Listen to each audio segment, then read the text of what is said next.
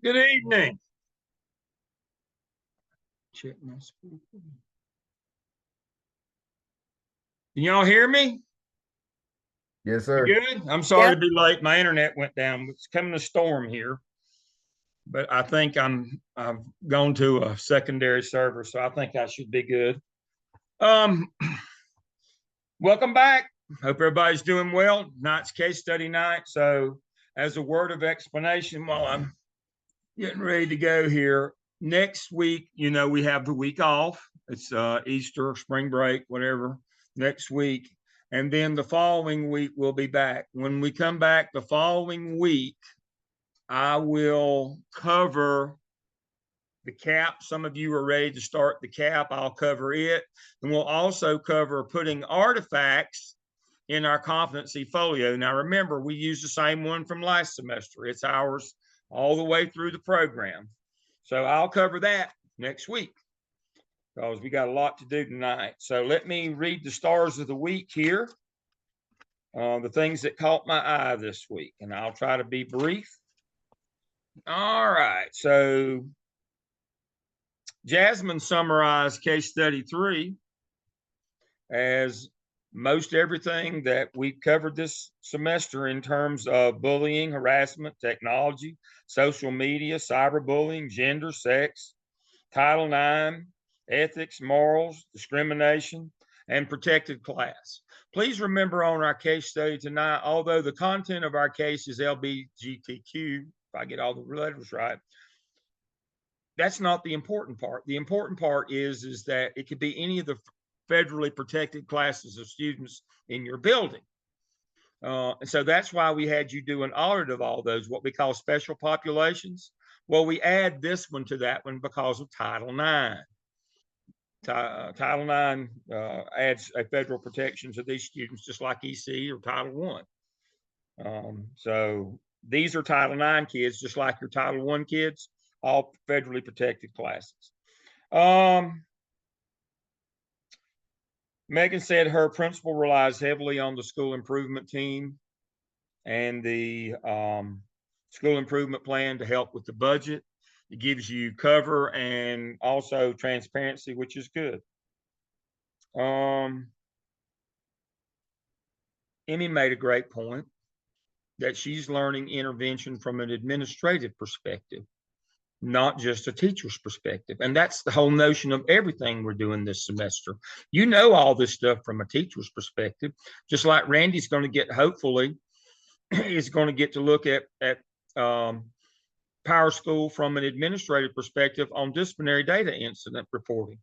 Now, y'all know it from the teacher's perspective, but it's a whole nother ball game when we start talking about what administrators have to know. So Emmy's exactly right. Tanya said sitting in interviews is a great learning experience as well, and it is. Again, it's different when you're sitting on the other side of the table, and that's the perspective we're trying to get you. So that was a good point by Tanya.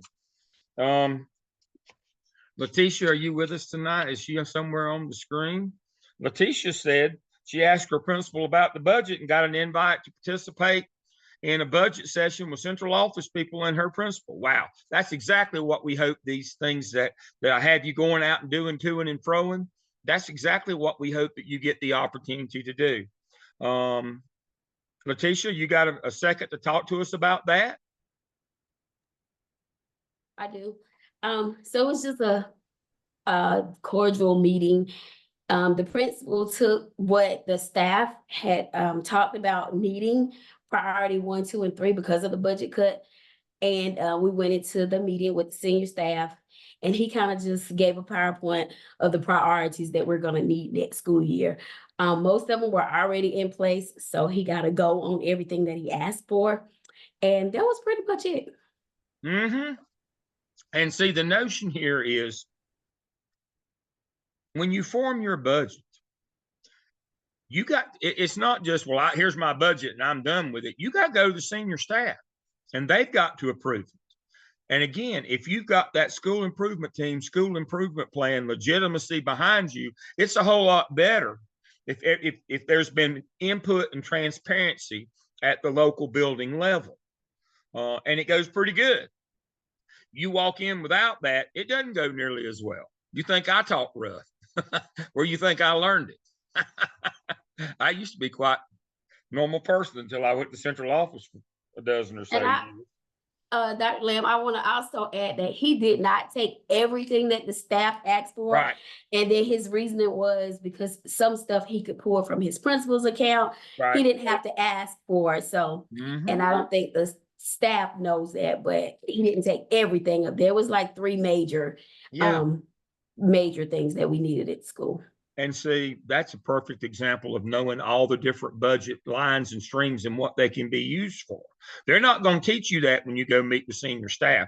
Now, to Letitia's point, if he walked in and said that kind of stuff, they just said, well, that should come out of your end, or that should come out of this account or that account. And you might as well have walked in and said, I don't know my job. That's a great point, Letitia. See, if you know all the different streams and what they can be used for, then you don't appear to be the village idiot when you show up at the central office. So that's very important. That's why I said you got to know what streams you have and what they can be used for, because they'll have you plug your stuff into some things and you shouldn't be asking them for things that you should be funding. That's exactly right. They know what stuff's used for. So that's a great point. Kristen talked about all federal programs get funds of some sort, not just Title I, and you got to know what they can be used for. That's a great point. Sometimes you get more than just personnel. Title I, you get personnel and money. Some other programs like CTE, you get money with them as well, usually to buy equipment. But you got to manage that well. You got to know that. Tanya pointed out that fundraising money goes into the budget and items bought with the money become the property of the district. Let me say that again. When you buy something with school fundraising money, say you buy a copy machine, that becomes property of the district. Now, in her district, she said when the teacher that raised the money, they let them take the property with them if they move within the district. Some districts do and some don't. But what you've got to remember is anything that becomes capital property belongs to the district, not the school. So be careful with how you spend your money. Kristen pointed out that school fundraisers are a big school pictures are a big fundraiser. I'm not sure y'all all knew that. That's why we do it. It's a necessary evil, but it raises a lot of money. It goes, but it must be accounted for in the budget. We talked last week about if you don't, unspent money comes out of your allotment for the next year. There is a form of zero-based budgeting that talks about what should come out and replace it with something else. You don't want to keep getting money for something you don't need, because if you don't spend it, then you lose it.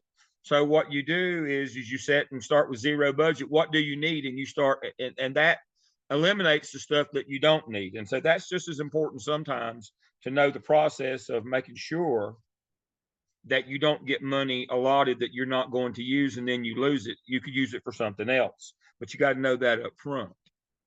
That's a good point. Letitia talked about doing a facilities inventory and that you've got to follow up on things that aren't working. Sometimes you have to pay for them yourself, like cameras, but you got to do it. Again, if you just document, don't assume that somebody at the central office that's in charge of cameras is going to look out for you. They're not going to read your reports. You got to follow up on those things.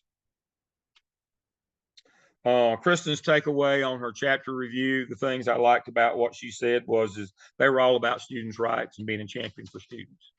Remember, Kristen pointed out, don't investigate Title IX stuff or anything sexual.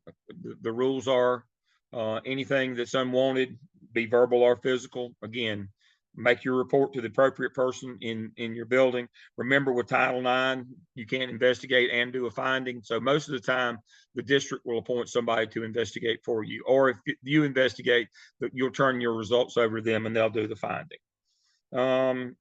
Brandon, he's in last night's group, and he wondered why they might appoint a teacher assistant as their MTSS coordinator.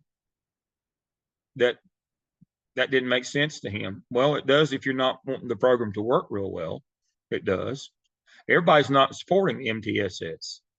And understand, the more kids that are identified for intervention through MTSS, the more light it shines on poor initial core instruction. Let me say that again. The more kids that get identified for intervention, the more it shines a light on poor initial instruction in the classroom, core instruction. So sometimes we don't want kids to be identified. Sometimes we don't want MTSS to work. Everybody's not on board with that. And LaShonda made that point as well. Randy made a good reporting for sexual offenses. He made a good post on that one. Sean pointed out there's different types of staff positions. Some of them you have flexibility, like the locally paid. You might could trade them or put them together. And then there's some that there's no flexibility at all. The federal ones, there's no flexibility, but there are different types of positions. So when you can read her post on human resources, that's a good one on knowing that every open vacancy is not the same. Some can be switched, some can be traded, some can be added. You could trade one teacher and get two assistants, but only on certain categories of employees. You need to know that, and they'll tell you what that is. And so her post is really good. Sean's is really good on that one, on her HR post.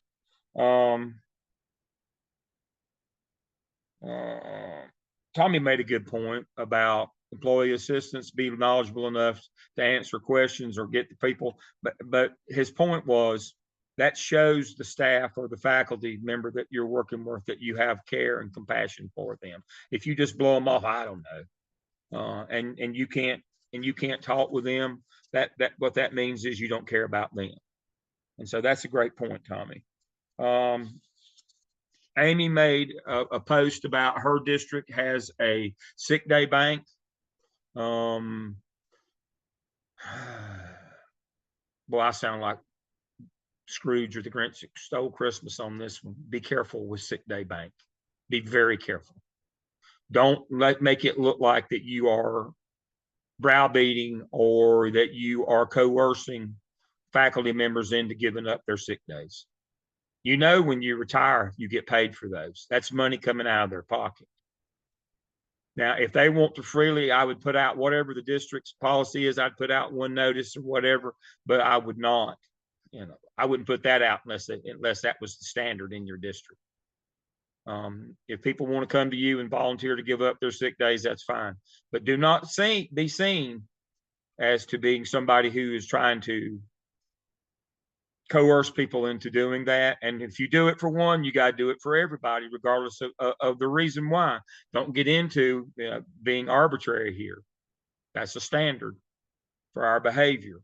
I'll do it for Danya because I like her. Tremaine, not so much.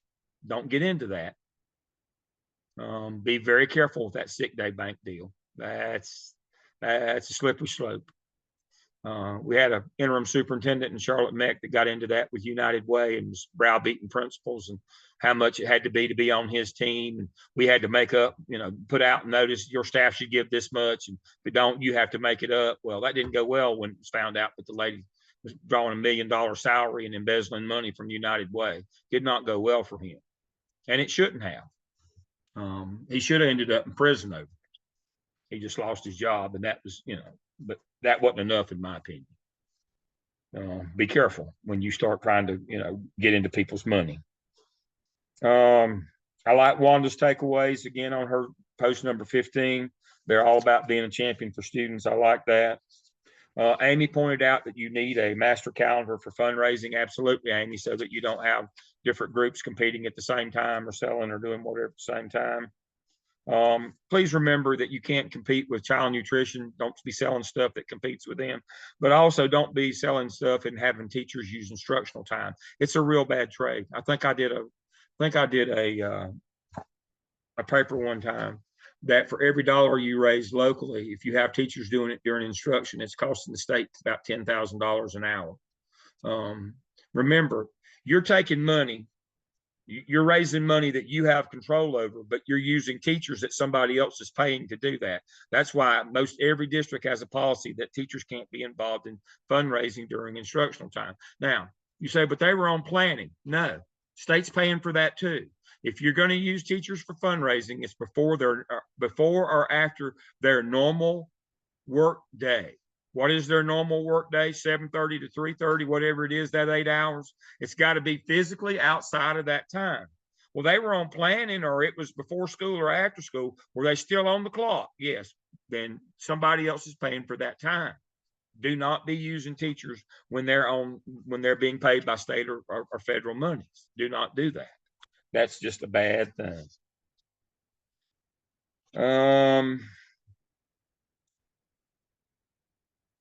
I guess that's about it. Now,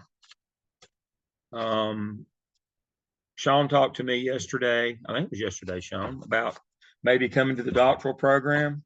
If any of you are interested in that, I'm free to talk to. I gave Dr. Stone her number. Hopefully he'll get in touch with her. If you're interested in a doctoral program, it'll be an easy transition, and we start recruiting for the fall about this time of year. It's March now. And so hopefully Sean will join us. I think we have a great doctoral program in LS and CNI, and so we'd love to have you later on. So just a plug for that. And then the overall star of the week, I got an email from one of the state assessors that grades your papers, the double blind that you don't know them and they don't know you. And they said, I got the best OMA I ever got. I want you to pass it. I don't know who her instructor is. And I said, that's me. It couldn't have been me. It had to be all on her. So congratulations to our classmate, Emmy Matthews, for the best OMA ever. Yay, Emmy. Again, I told the assessor, it had to be all her because she's got the poorest instructor of the lot this semester.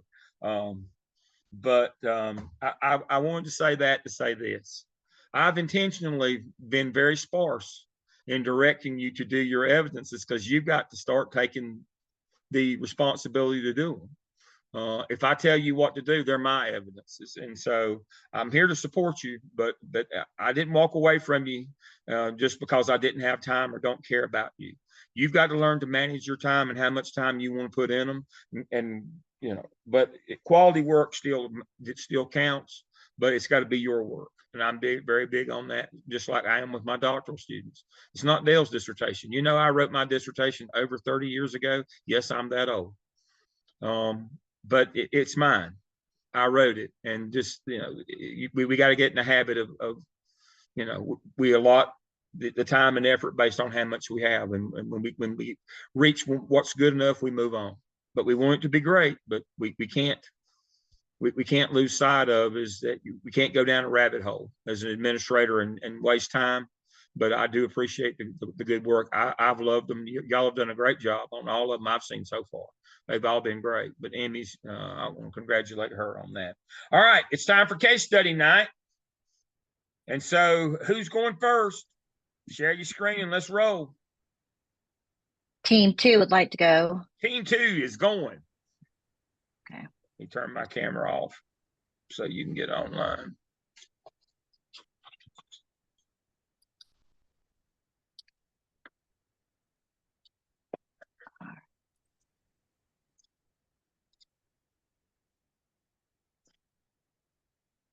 Okay, so Are you able? yeah. So for case study 3, it was Amy and I and Letitia and Alicia and Jeffrey. And so an overview of the case study. So Jimmy and Willie, they have become a couple at their high school, and the principal starts to receive a lot of parent complaints from other student parents. And the bulk of the complaints are if they are allowed to go to prom as a couple, then they want it to be canceled, the whole prom. And principal wants Jimmy and Willie to keep their relationship a secret until after graduation. And Jimmy and Willie they actually don't want to keep it a secret, and they want to organize various support groups and informational days before graduation even takes place. All right. Looking at the case study, we looked into the legal rights of the students. We have Title IX that prohibits sex-based discrimination in any school or any other education program that receives funding from the federal government. We have the Civil Rights Act that outlaws discrimination based on race, color, religion, sex, and national origin. We have FERPA that governs the access to educational information and records by public entities. And then we have the Equal Access Act, federally funded public secondary schools to provide equal access to extracurricular student clubs. Let me stop you We right did there. also, Can I stop you a minute? I'm sorry, Amy, to interrupt you. Remember That's when all I talked about protected class of students? Thank you for pointing. This is the legislation that I was talking about. Any of your special POPs programs are federally funded, and any of those. So this right here, Title IX, is what is why they are a protected class of students. So thank you for showing that. That's what I was talking about. See, we get this notion that, well, they're not like EC, but they're just like Title I, they're covered under Title IX.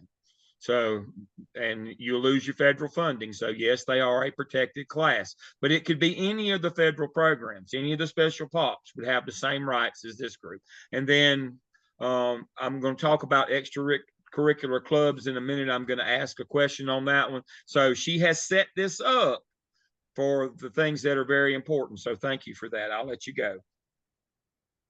okay. Then we looked at the legal rights of the parents. 4 out of 5 of us are teaching in South Carolina. So Jeffrey's the one that mentioned to us the North Carolina Parent Bill of Rights that we may need to look into. And that's Yes. the act to enumerate the rights to direct the upbringing, education, healthcare, and mental health of their minor children. And then when looking at the principal's actions, we looked at malfeasance as allowing the parents to influence her actions. Nonfeasance was her not addressing the PDA, and misfeasance was the veiled threat to the male student couple. Excellent. So when we analyzed the case study, we referenced back to the legal rights and the federal law and statutes, and how the principal kind of had 4 ethical paradigms that kind of did not align. So with CARE not protecting the students' rights, and they were more concerned about the parent complaints that were coming from the student body, and then we also talked about the importance of that the principal must serve all students, no matter their sexual preference, no matter their disability, or no matter where they come from. And then she was influenced by social pressure from parents and students. So for justice, the principal must follow the law and must also follow due process and Equal Access Act in the 14th Amendment. So when we discussed the critique portion of it, we talked about policies on PDA, that if a same-sex couple or a heterosexual couple, they should still be treated equally under the PDA policy that the district has kind of in place, and the policy on bullying, and Title IX as federal protection for students that are involved. The ethical paradigm of the profession is discussing students with non-related parents, just those issues of keeping it to the parents and families that it relates to, and not discussing it with other families that it did not involve, which falls under FERPA, and the separation of church and state.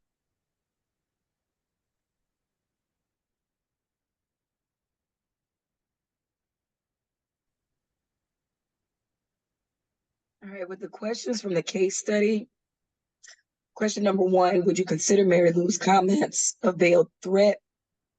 And so we talked about how Mary Lou's comments were misfeasance. Again, that veiled threat by suggesting the boys to hold off on their lifestyle. So it was kind of like, oh, well, can you just be gay later? And you can't do that. Yeah. So there were people that weren't happy with them and those choices.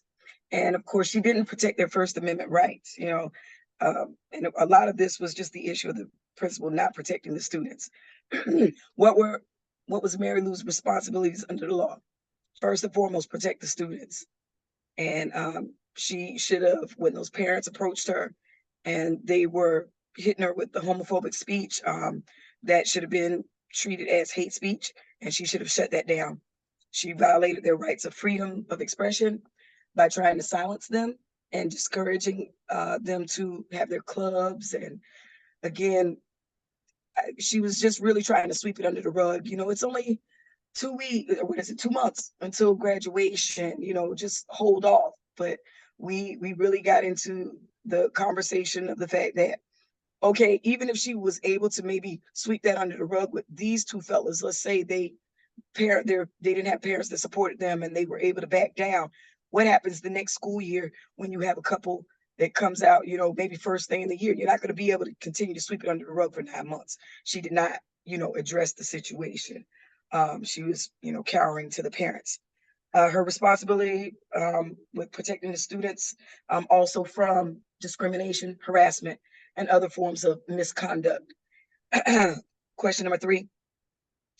How should Mary Lou respond to the concerns of Jerry and Cindy Hudson? Those were the very concerned parents. And again, first off, they came with their comments about, you know, protecting their Christian ways. And if that's your concern, then you should be at a lovely Christian school, no private school for that. This is separation of church and state. You can listen to the parents' concerns, but you have to remind them that we have school policies and laws to protect the students. And they're very religious. You know, I told my group, I said, I love Jesus too. But again, with this, I have to be able to put that aside. And it's not about my personal religious beliefs. It's about what is best for all students and how we protect and serve all of them. And lastly, question number 4 shouldn't even really be a question. Yes, we're going to allow them, she should allow them to go to the prom. If anything, within the school policies, the main policy was PDA. And if you are being fair, if there's no PDA for any students, heterosexual, homosexual, okay, if you're at the prom, it's still a school event. If you're showing PDA and there is a policy of, we will, you know, try to get you to separate, or if PDA continues, then maybe you would have to be removed. But you can't just say, no, you're not coming to the prom because you like the same gender. Okay. Okay, and then lastly, during our conversation, we addressed or minimizing bullying or cyberbullying. So we said in today's society, a gay couple relationship at school can unfortunately become a target for bullying on social media platforms due to the lingering prejudices and discrimination. So we said that districts that encourage, ignore, tolerate, or fail to adequately address harassment may violate civil rights laws. By law, the schools are obligated to take action to prevent and address bullying. Although the principal has to address the bullying, they must call law enforcement to search a student's phone or any devices. Schools should offer resources to address the underlying issues contributing to the bullying behavior. So therefore, the principal should have allowed the students to have their club and promote tolerance and acceptance. And also, so I had a question. Well, we said principals assign teachers to sponsor clubs, but the club must be led by the students. And Dr. Lamb, I had a question about that on last week. You talked about principals assigning teachers to those activities or whatever. Supervision schedule after school. Yeah, right. So my question was, if it, I don't know, I'm just asking, if it is against the teacher's beliefs, like religious beliefs, and I know I was gonna go back to what Alicia said about being at a Christian, go to another school, but is it a law that says the teacher has to? It's contractual. Any other duties assigned by the principal. It's a contractual obligation. Okay. Now, okay, that was my question. You can be humanistic in this, and if you have somebody you know that on your faculty that this would be, you know, a real moral issue or a real issue for them, you might try to avoid them. But, you know, yes, they're contractually obligated to do supervision because that's part of it. Remember, we have to have a master schedule of who teaches what, where, and when. We have to have a duty roster. On the master schedule, part of that is supervision as well. Every kid's got to be with a teacher every hour, so that in loco parentis, we know that they're not left unsupervised somewhere. Then duty roster, which is supervision for halls, bathrooms, bus lots, car rider, that stuff. And then for after school activities, we can't just put a sign up sheet and you volunteer. No, we have to assign that as well in order to have adequate supervision in the eyes of the law. 1 to 45 on those. You got to have one faculty for every 45 that's going to be there. And so we can't just say, well, we don't like this club and we won't assign anybody if nobody volunteers. It just dies on the vine. No, if we have students that want to do that, then we'd be legally required under Title IX to provide them. We'd have to assign them a sponsor like any other after school activity. Okay, well, that was discussed in our during our, and I think somebody, maybe Jeffrey, did say knowing your staff would eliminate those problems. Okay, thank you. That's it. I'd love to work with that group. They could knock some of the rough edges off of me. I'd be happy to. That would be something that, I'm serious, that'd be something I'd look forward to. So, Dr. Lamb, out of curiosity, sorry to interrupt. No. Out of curiosity, as time continues to change and progress, do you see this issue becoming less of an issue or more of an issue? Well, unfortunately, in the last 5 years, 6 years, it's become more of an issue than it was 7 or 8 years ago. I mean, I never thought we'd see the reversal of Roe versus Wade. I never thought we'd see all this. Let's go back. I mean, all these people that talking about wanting to go back. Well, how far do you want to go back? And most of them, some of them say, before Civil War. That's pretty blatant, isn't it? But most of them want to go back to before Brown in '54 and segregation. So yes, we have this nationalist movement that wants to build walls and go back and resegregate schools and do all that.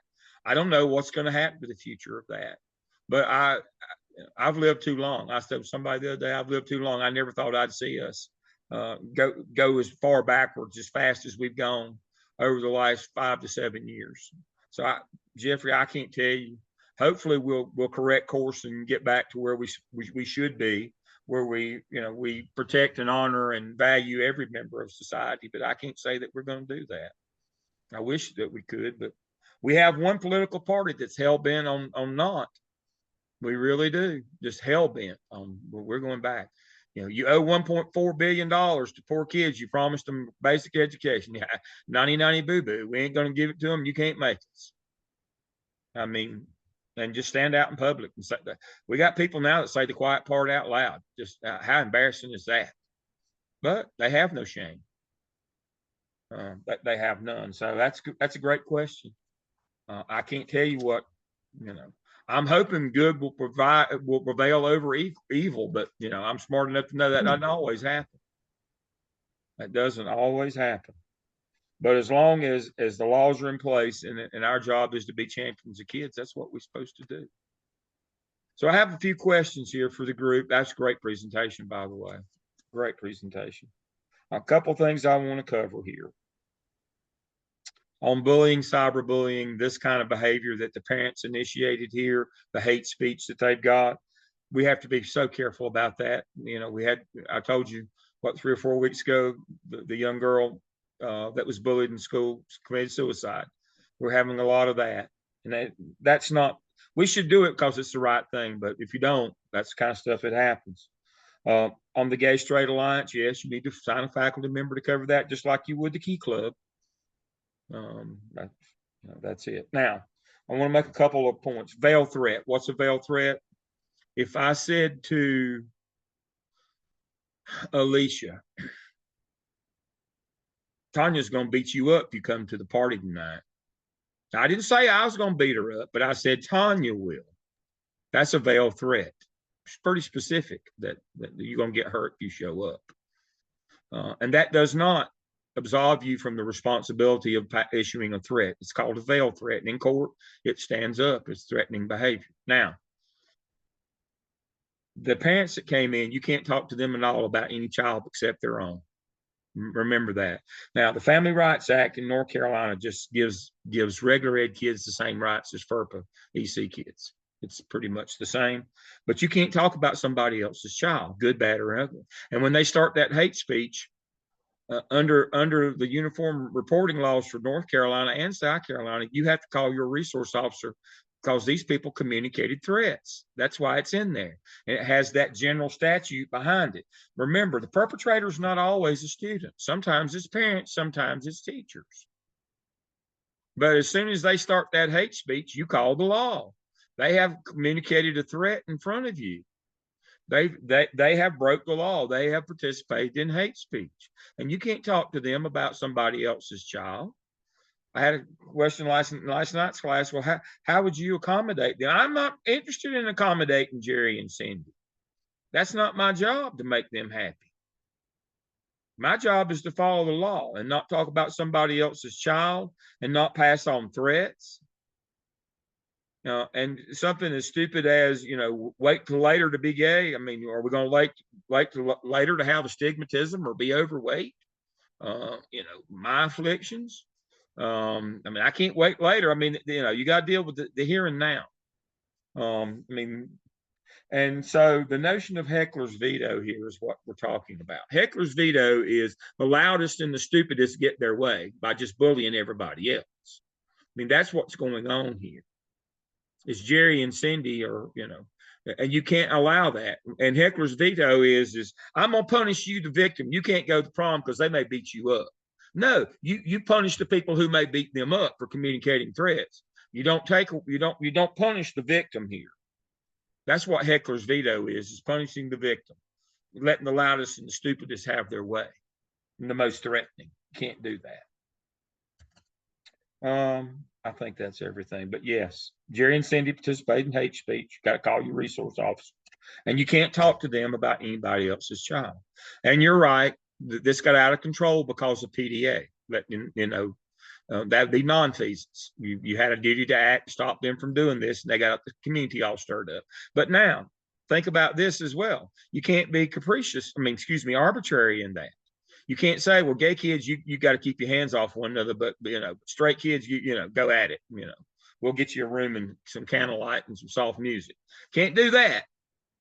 It's got to be the same one and all. Nobody does this kind of stuff because we know it leads to sexual infractions of sexual harassment, sexual assault, sexual offense, rape. You got to stop. So is she being capricious? She's not being arbitrary, but she's being arbitrary because it's random. She's displaying capricious because she's punishing the people that didn't commit a crime here. I mean, right. The punishment of you can't go to the prom is way too much for the crime that they committed. So yes, but my point is on the arbitrary is you must enforce the PDA, but against everybody, not just the gay kids. But yes, she is just, Tanya, she is, good point. She is displaying capricious behavior by saying, no, you've done this because you're gay. The punishment is you can't go to the prom. Well, nowhere in the handbook does it say you can't go to prom just because you're gay. And I'm sure that PDA doesn't carry a prom ban either. That's way too much punishment. But the notion here is she did pretty much everything wrong. She did misfeasance, malfeasance, and nonfeasance. She did everything wrong. She violated federal law, state law, equal protection, 14th Amendment, Title IX. She talked to parents about other people's children, which violates FERPA. She communicated threats that others had communicated to her. She passed those along. That's veiled threat. She participated in heckler's veto, which is a federal crime where you let the loudest and stupidest have their way and punish the victim. I mean, I told you, first case, it was all on the teacher. I told you we'd get to the principal, they'd have their time. So everything she did wrong. Everything. She didn't do anything right in this case. But unfortunately, this is sometimes the rule rather than the exception. We think it's okay because of their lifestyle and we don't support it. It's okay that they don't get rights and that we can do whatever we want. But again, these parents that would be cheering her on if she banned these kids would be the ones that would disappear when she got sued. You know, glad it's her, not me. Yeah, they won't be boosting her up. They won't be her hype man when that happens. You better understand that. They will slink back into the woodwork. She possibly won't be with you then, your crew.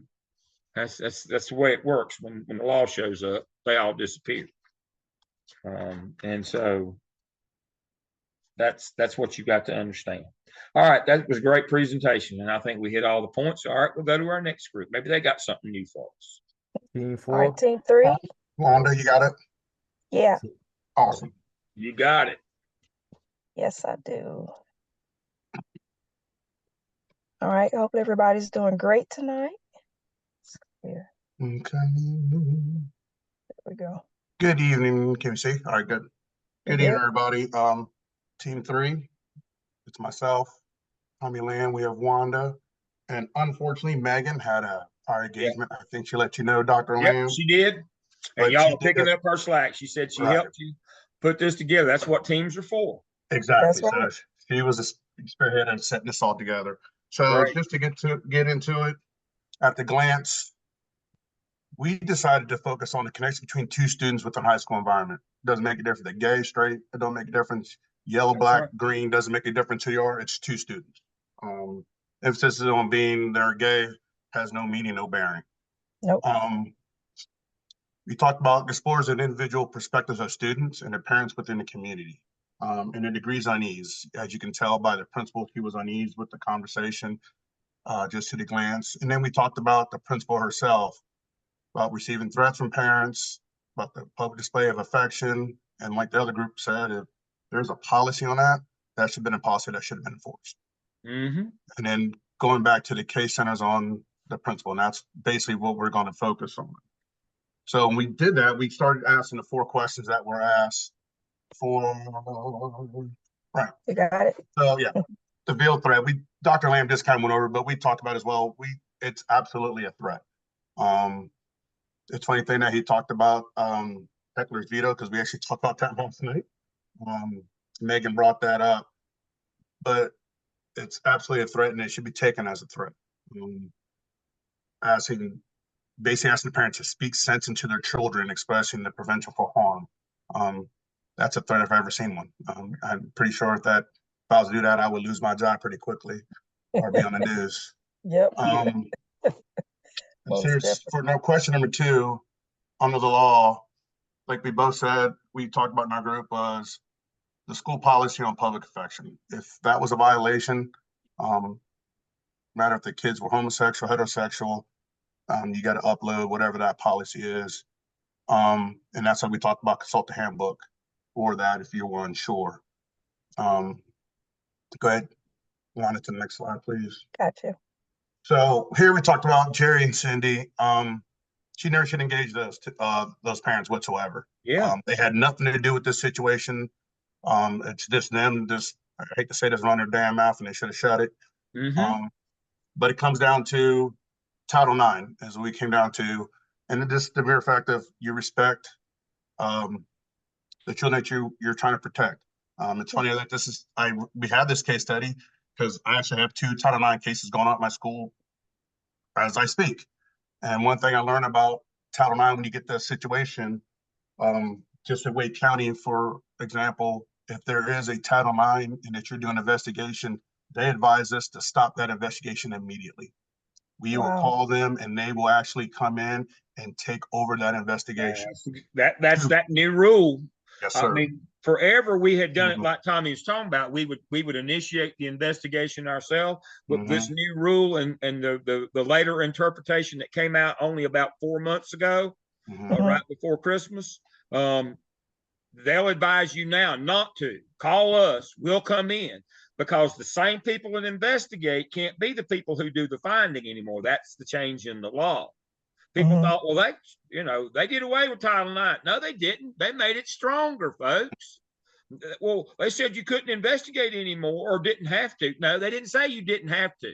They said you couldn't, that you had to bring in some independent person to do that. Right.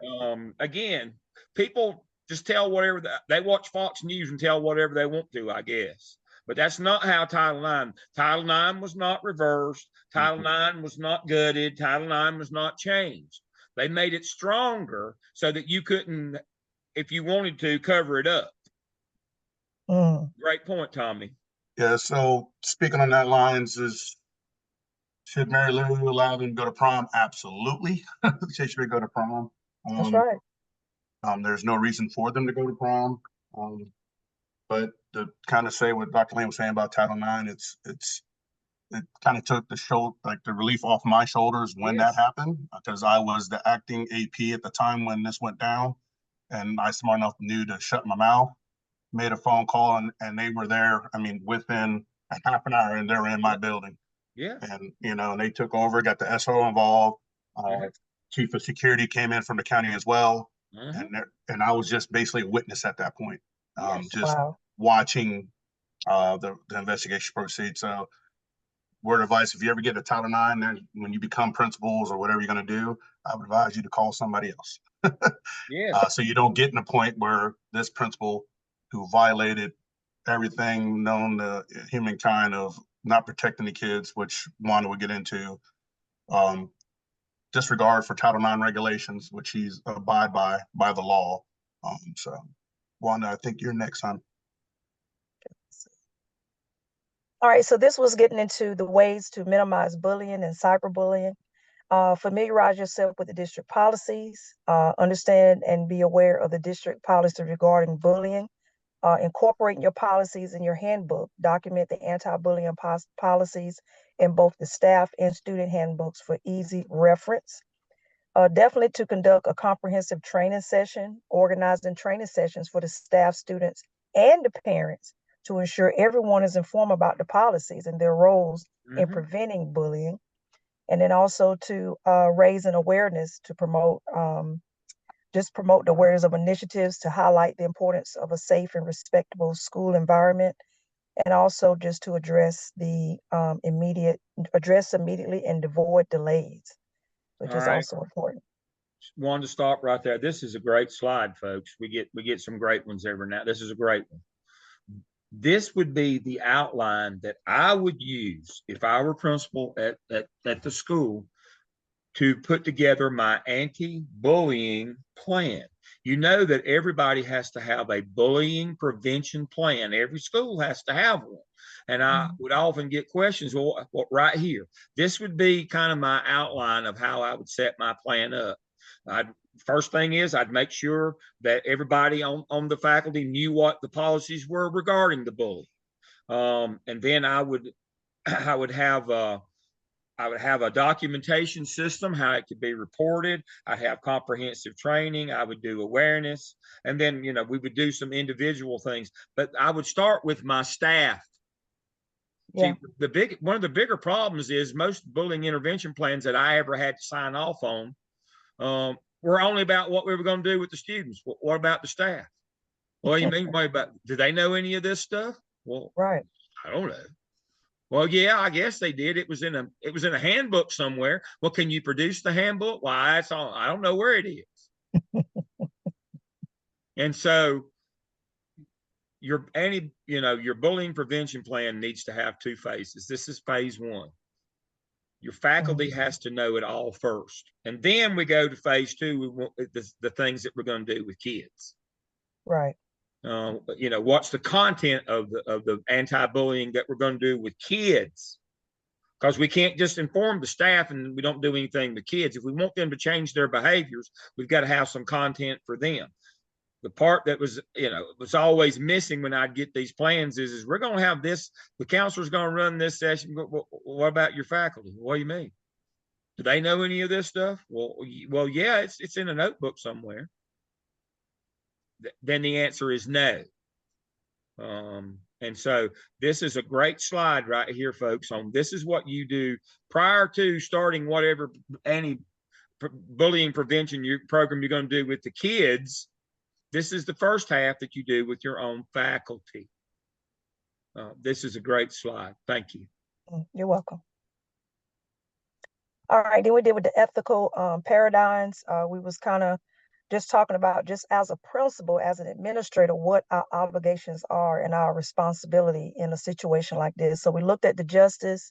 We're just saying, as an administrator, we're responsible for enforcing the law first, period, and safeguarding the rights of everyone involved. And so we have to be that neutral being to make sure those things are in place. And also critique. The principal must make decisions that are unbiased. So we can't, like you said, we can't just be spending time with the persons that's speaking the loudest and hanging out with them and going, well, yeah, I know you're right, but we still have to do it this way. We have to still just be unbiased, because people will just hype on that. They'll be like, oh, so she must be really feeling like she must really agree with us, but she really showing something else. So we have to be very neutral in everything about us when we're executing these types of plans. And also care. The principal is responsible for listening to the concerns and caring for the students.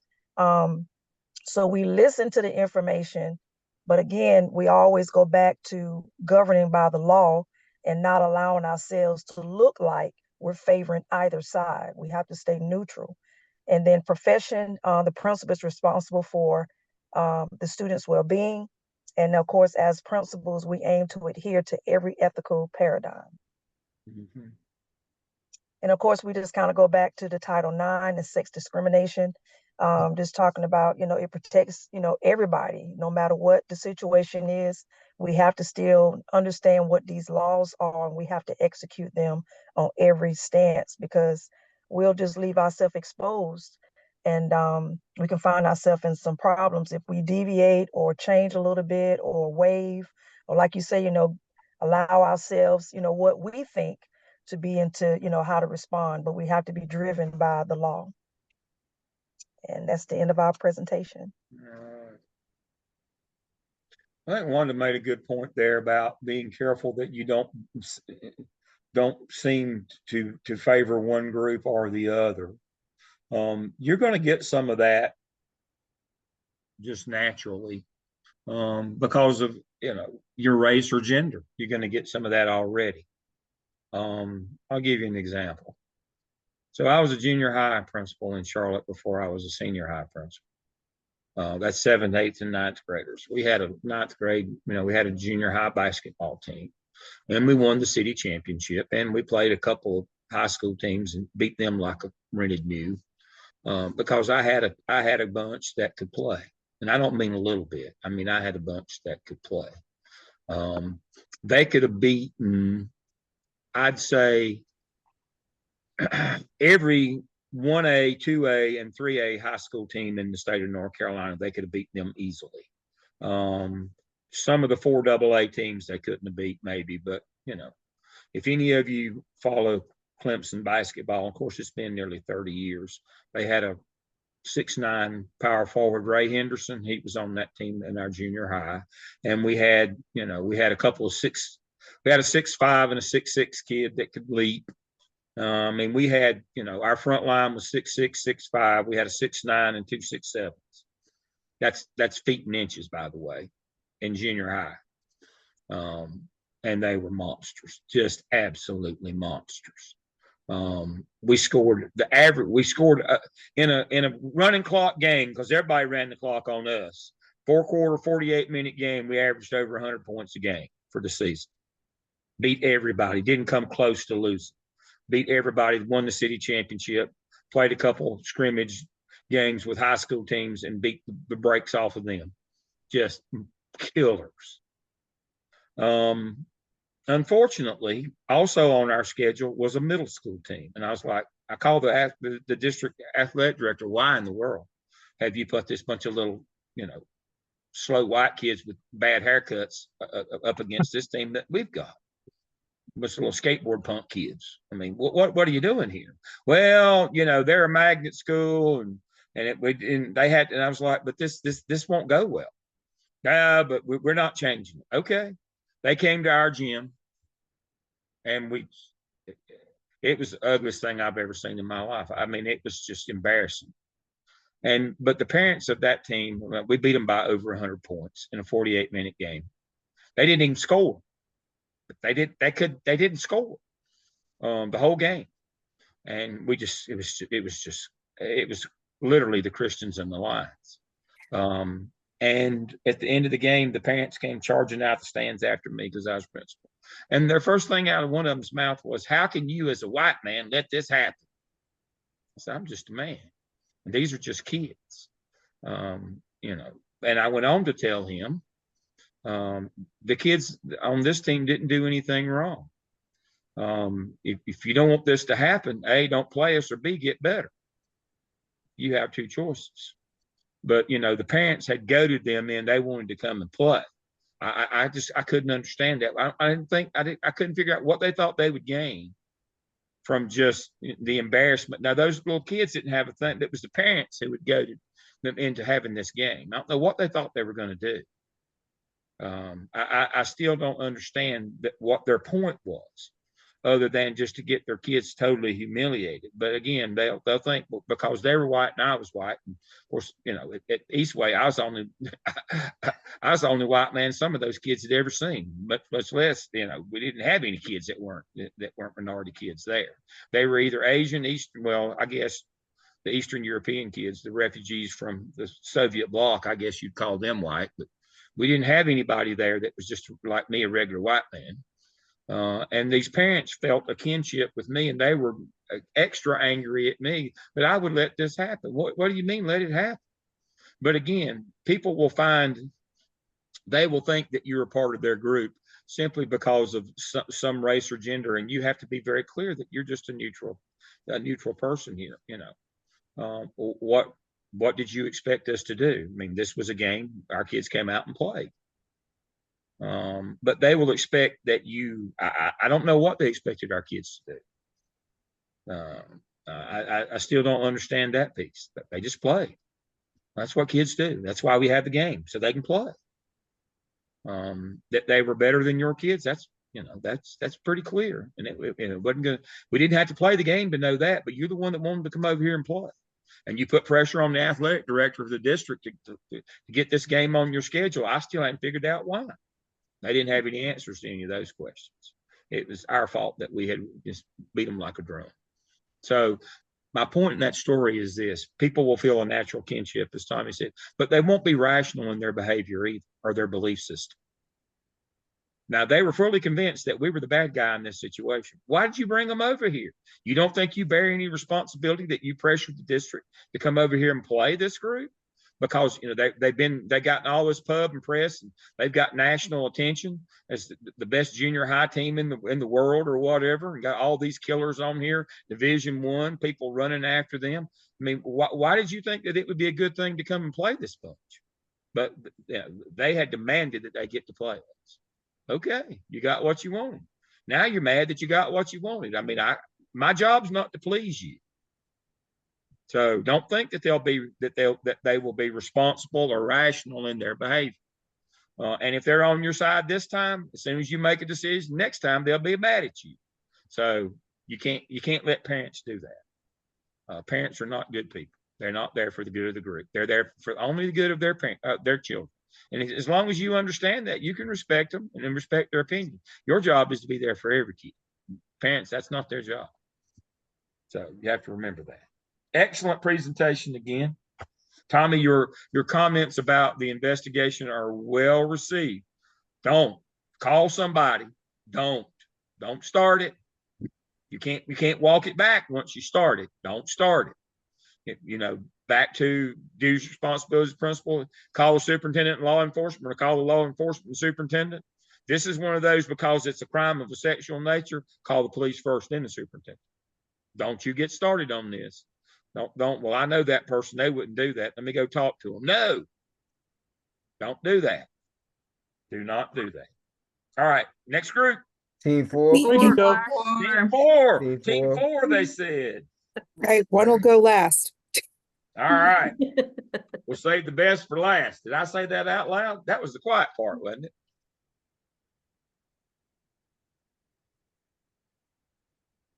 Okay, good afternoon, everyone.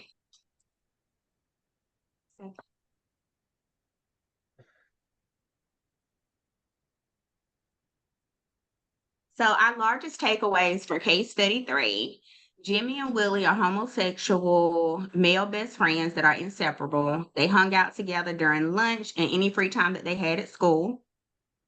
They lived in close proximity to one another and attended the same church. They both attended Red Creek High School. One day they were caught kissing and holding hands. This caused an outrage from people and they began to send emails, letters, and called the principal. The principal met with the two and they expressed that they were in a relationship and that their parents were fully aware and they accepted it. The two told the principal that they would be attending the prom together. The principal, Mary Lou, received a call from students' parents stating that they had started a petition with over 100 signatures to ban the students from attending the prom together. They stated that they would boycott the prom due to all of the complaints that she received regarding if the students attended the prom, she felt that it would be best if the boys did not attend. When she met with the boys, she met with their parents as well. She urged them not to attend the prom due to bad publicity, encouraged them to put a halt on their relationship until after graduation. The next day, the boys presented Mary Lou. The boys' parents sent an email to Mary Lou stating that she was infringing upon their First Amendment rights. The two students asked if they could organize a day of diversity that would educate students on race, class, gender, identity, and sexual orientation. They also requested a day of silence that will raise awareness on gay, lesbian, transgender, and bisexuality. The principal again stated that they should wait until after graduation. Let me stop you right there. So we've covered the gay straight alliance that yes, if they want to do that, you have pack, and they fill out the appropriate paperwork, we'll assign a faculty member to do that.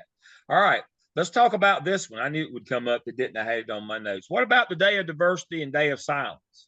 What should we do about that?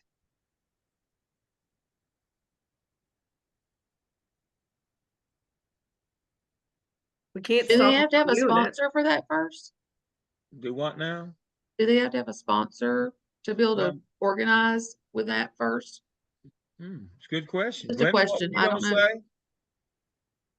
I was just saying that they can't deny them that right to gather like that and have their different groups.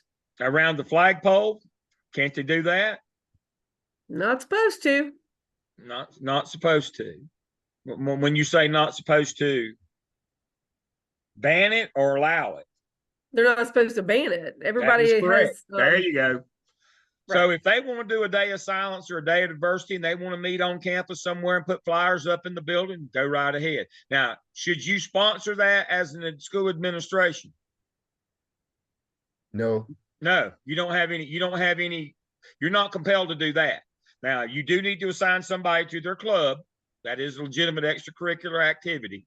But you're not compelled to do the day of silence or day of diversity. If they want to do it, they can put up their own information flyers around the building on the message board and they can meet out at the flagpole or do whatever. Now, what if they go out there and don't come back to class? We've had that happen recently. I think it was in Greensboro. What if they walk out to the flagpole for the day of diversity or day of silence and don't come back? What do we do then? Legally, what is our requirement, ethically, morally? District policy. They're cutting. Well, district policy picks up then on skipping class, doesn't it? Mm-hmm. There you go.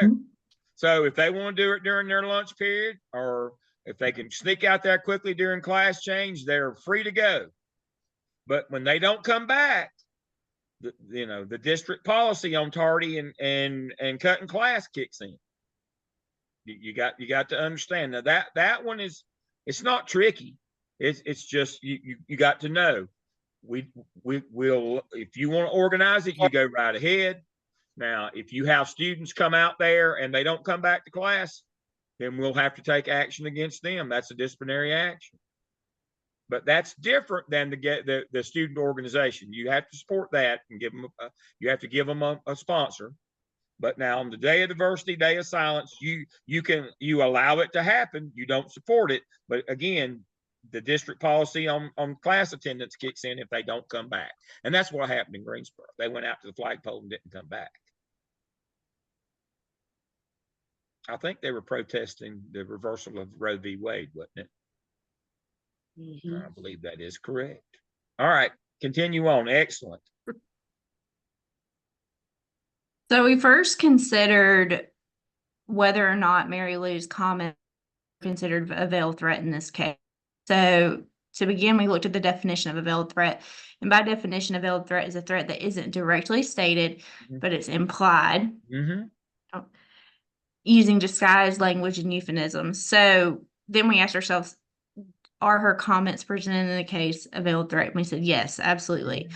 And some examples of this, she conveyed to the boys and their parents the public displays of affection and their intention to attend the prom as a couple were disruptive to the learning process.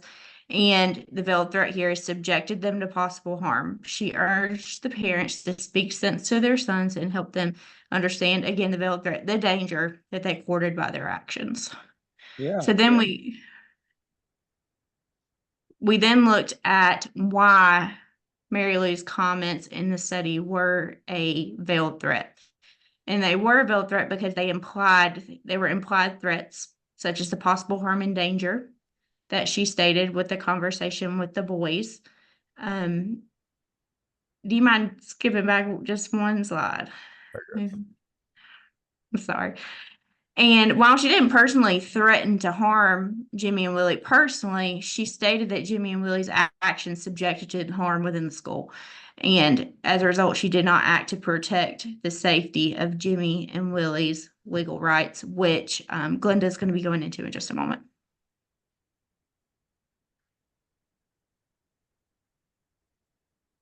So then we looked at addressing and minimizing bullying and cyberbullying within the case study. And by definition, bullying is actions that seek to harm, intimidate, coerce someone who is vulnerable, that special populations that we have been discussing.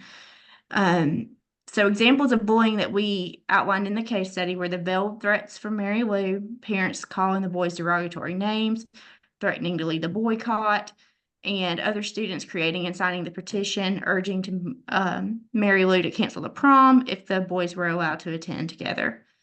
And so our response to bullying and cyberbullying was Mary Lou not only bullied the students herself, but she also did not uphold her duty to follow proper protocol to address the bullying that occurred in the situation from the parents and the students, which should have included, of course, their due process involving law enforcement in the situation. So when we started looking at how to minimizing bullying and cyberbullying, we found a quote in our course text I feel like really summed it up.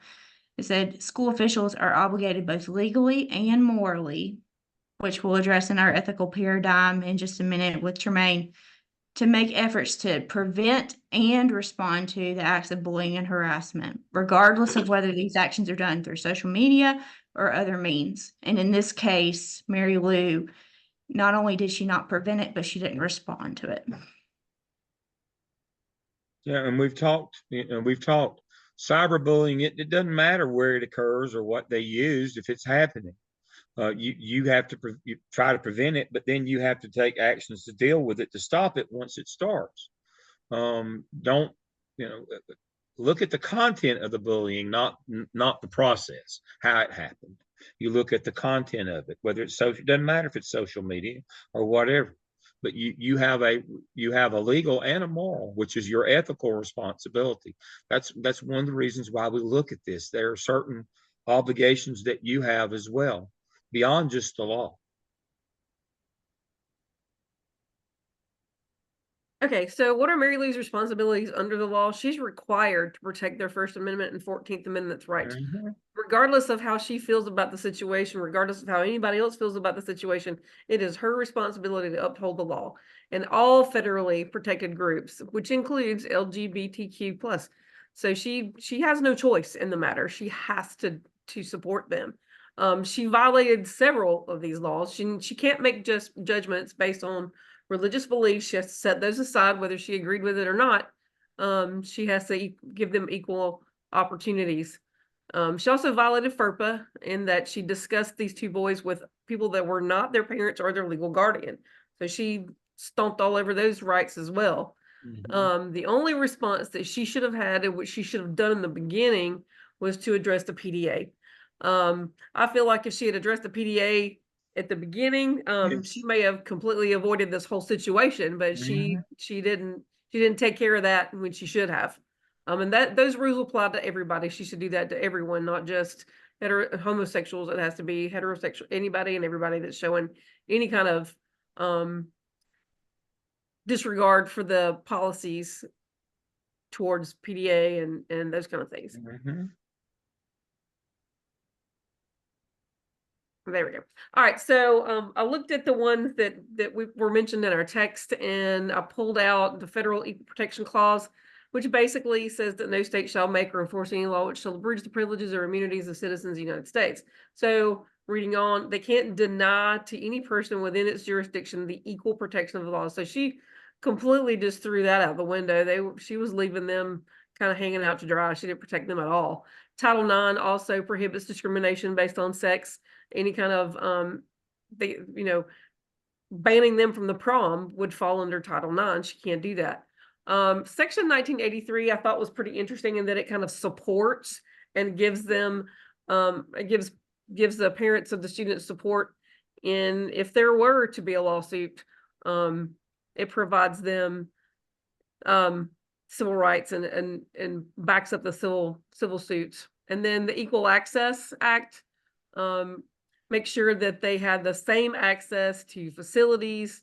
If they want to have their meetings in groups, and any group that wants to meet is provided equal protection and the same access to anything that they want to do. Prom, doesn't matter, whatever it is, they have the right to be there just like anybody else. And they shouldn't be ostracized for that.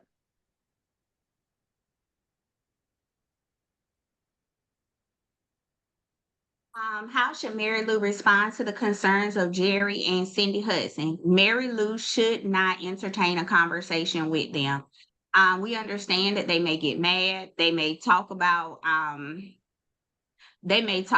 you to other parents. They may probably call downtown the central office on you. However, at the end of the day, she has to do what's morally and ethically right, and that is do not have a conversation with them at all. Due to FERPA, Mary Lou cannot discuss any student's information. I would definitely keep my superiors abreast of what's going on so that they're not blindsided if she is or they are to call downtown. This case was a reminder that you can't always please everyone and that someone will always feel some type of way when you do not side with them. Parents and community stakeholders sometimes feel that they can force you to tell them information when they know deep down that it's not ethically and morally correct. Federal law covers this case, so we would be protected by not talking to those parents.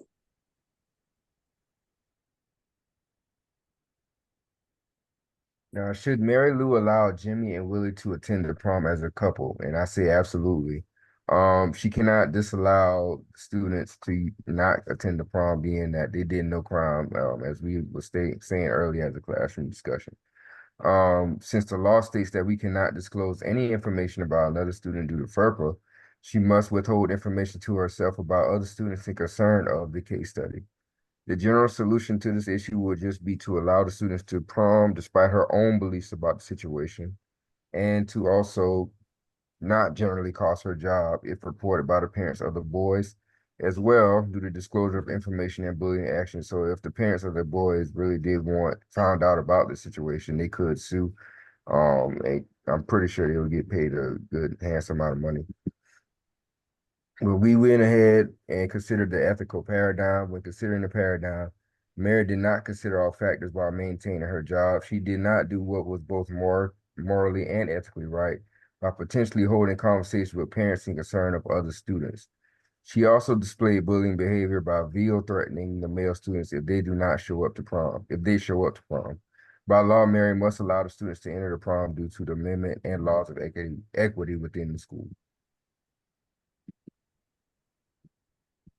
And so, just, providing the parental perspective, in North Carolina, there is the Senate Bill 49, and technically the parents had the right to approach, schedule meetings and express concerns. But however, the language, and as we said, with the principal addressing the students and providing that information, that is where it really becomes a turmoil in terms of this part of the parental aspect. Next. So in conclusion, as we said, Mary Lou has violated Jimmy and Willie's First Amendment right of freedom of speech. She is trying to make all the parties satisfied, which, you know, you just can't do. That is where I think you're going to get in the most trouble, when you try to make everybody in a situation happy instead of just doing and following the same rule. Due to FERPA, she shouldn't have been addressing the two boys to the other families. Should not have tried to convince Jimmy and Willie to wait until graduation.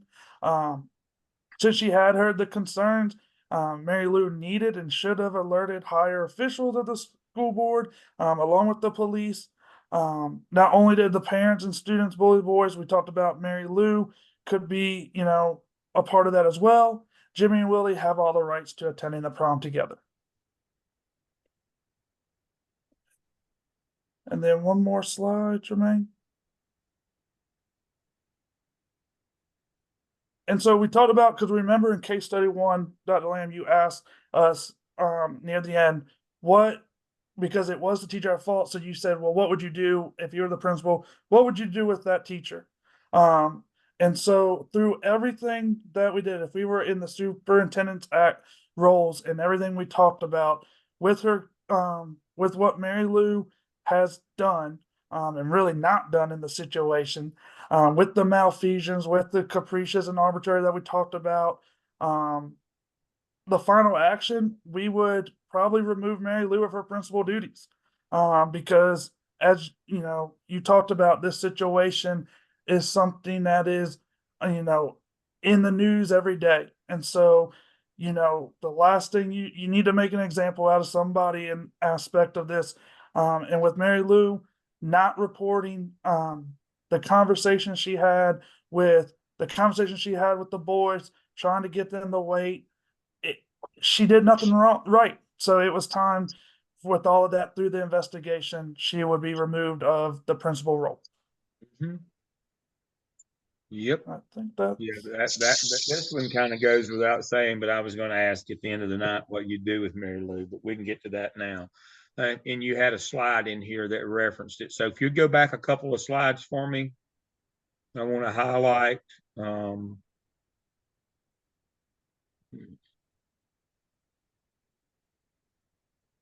If you go back. I think that's too far back. Where's the one? Keep going and let's see. Maybe I just missed it here. Whoa, that one right there. Come back one. This one. All right. What Randy just talked about is covered under section 1983. You sign up for, what's all them cards on your desk? Let me Seem like to me you done with it. Okay. All right. Section 1983 is also known as a Bivens action or a Bivens case, B-I-V-E-N-S, Bivens case. And to Randy's point, you would remove her from principalship under that. A Bivens case is when a state employee violates the civil rights of a student or of another employee. It's called a Bivens case, section 1983. But it only covers, it's specific to state employees. So under that, you would fire her immediately under section 1983. So if you want to read about that, you can read about it. But this one is, when you go to take a job action of her, you don't have to be in federal court. You can just be in state and local court and charge her under a Bivens. You know, she violated somebody's civil right. You can dismiss her under that, and the case would be heard locally in a local appellate court or a state court.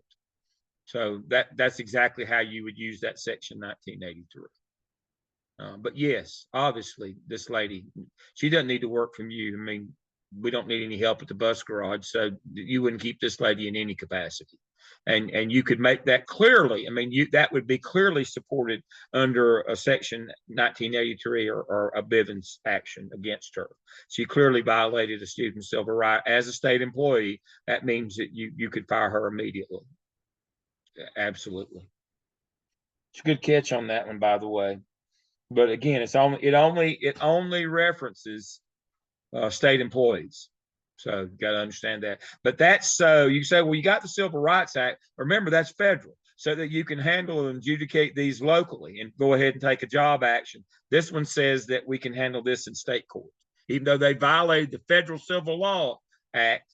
There's a provision in that says we can handle these ones from state employees in a state court.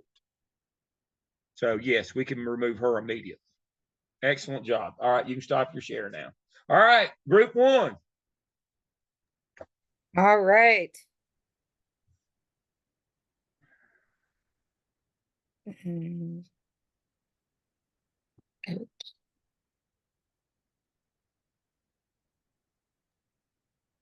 Here we go.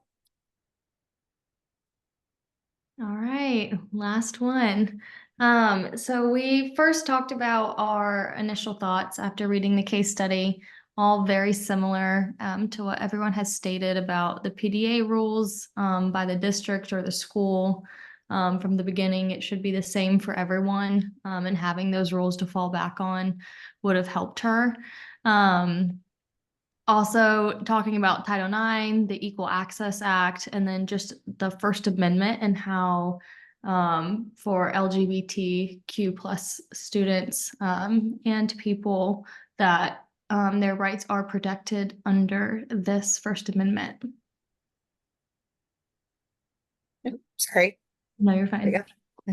And then as far as the veiled threat, yes, she does imply with some of her language that their actions put them in danger. Really, what stood out to us was disruptive to the learning process, subjected to possible harm, and speaking sense to the children. So whether her concerns were sincere or not, having a same-sex date is protected by the free speech guarantees of the First Amendment. And they have just the same rights that their heterosexual peers do to enjoy the prom. And then again, just the anti-harassment and the PDA rules. So she not only didn't prevent it, but she didn't protect them as well.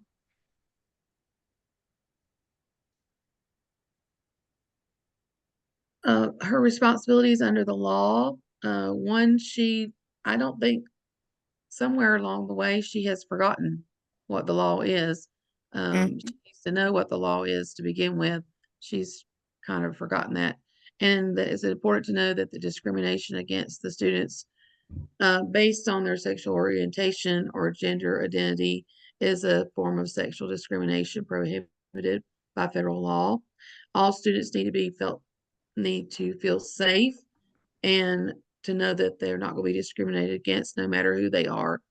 And this is enforced by the Equal Protection Clause of the 14th Amendment that requires schools to treat everyone equally. All schools, public or private, have a responsibility to investigate and address sex discrimination, including sexual harassment against students because of their perceived or actual sexual orientation or gender identity.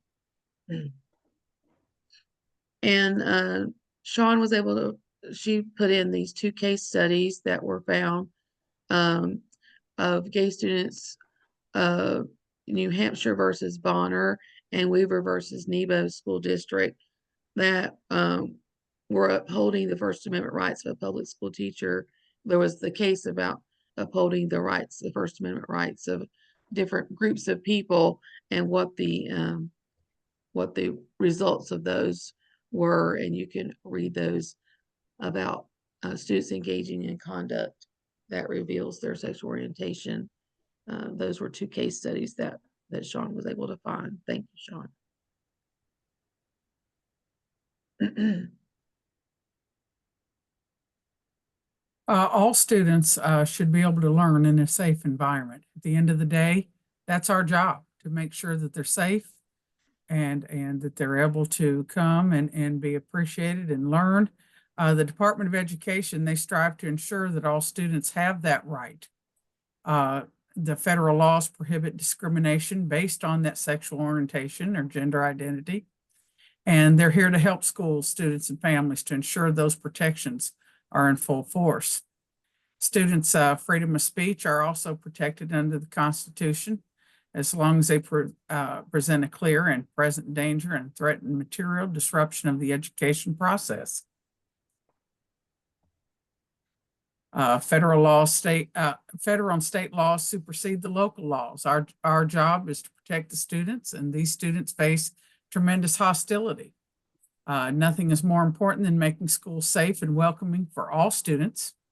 There are safe space practices already in many public schools, and that's an example of this. This means protecting students from violence, guaranteeing their right to organize for clubs and events like other students, and making sure that gay teachers who might serve as healthy role models are not themselves victimized by discrimination. So as far as Mary Lou responding to the concerns, I mean, principals have the obligation to protect all students, and especially students from, not especially, but in addition, students from anti-gay harassment, just as they have an obligation to protect students from other forms of harassment. It includes the promotion of attitudes and school cultures of acceptance and appreciation of diversity. So you shouldn't speak to parents about other people's children, as we discussed under FERPA. First, she should approach this with empathy and assurance, just like you would for any other parents as it regards their students. And admit if you're unsure. Go ahead and say that you need to go and check out what the rules are and what we need to do. 100% by the book to prevent a lawsuit. They have a right to the special night. And as noted under the Q1 in 1980, a federal court upheld high school senior Aaron Frick's right to bring his male date to a prom. So that's just another example. Should Mary Lou allow them to attend the prom as a couple? Yes, absolutely. Preventing a student from attending prom with his or her desired date, regardless of gender, infringes upon their constitutional rights. Any expressions of sexual orientation and gender identity generally fall under the First Amendment protections. And she should reevaluate her perspective as it relates to her role as a principal, because it sounds like she's not exactly having all children's or all students' best interests at heart. Finally, how would we address the cyberbullying and bullying? So Mary Lou saying that Willie and Jimmy attending the prom together would be a disrupting the learning environment of students. It's actually her doing a little bit of bullying by promoting that an unsafe environment would happen had they joined. So she is allowing the parents who are actually threatening to boycott the prom, allow her to end up bullying Willie and Jimmy. Lastly, there's the Title IX Act that we've already spoken about, authorizing any federal agency providing assistance to issue regulations to enforce the prohibition of sex discrimination and allowing termination of financial assistance when an institution does not voluntarily comply. And then it's just linked to the website. And that's it. Well, there you go. There you go. All right. Now remind me, you know, I have to write stuff down. So group one gets to go first for the last one. When we do the last one, since they've been very patient, we'll let them go first. Of course, that's the hardest one. It's got the most moving parts, but that'll be good. We'll let them go first. All right.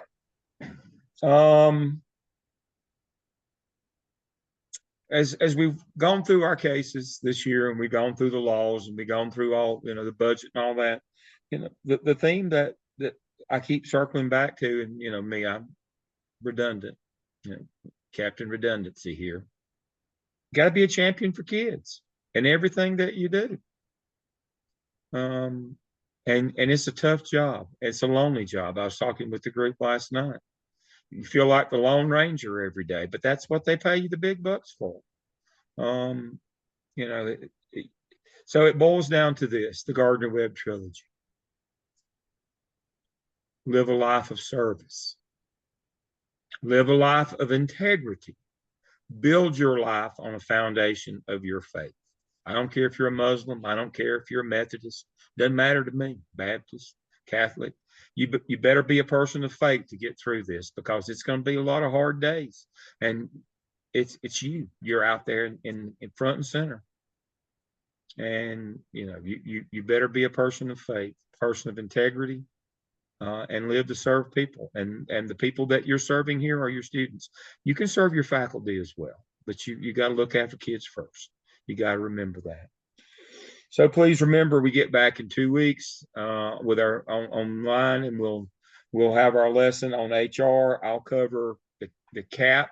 We'll also talk about putting artifacts. You should all be about ready to put all your artifacts from this semester in your competency folio. I've checked everybody's points again today. We're all doing great on our points. Nobody's behind. We're 30 for 30 on everybody being on pace. Some of you've already got all your points for the semester. I appreciate the work that you do. Remember, I read every word that you send me, and take the copious notes. I only read you the star ones, but I take copious notes to see where the gaps in my game are in instruction. If y'all are making sure that y'all are getting it, but I appreciate the effort that you're putting into this. I enjoy our time together. Y'all just need to talk more. Interrupt me. All right. I'll see you in 2 weeks. Chuck Woolery, back in 2. I'll see you in 2 weeks. Thank Everybody you. have a good night. Thank you. Thank you. Good night. Night. Good night.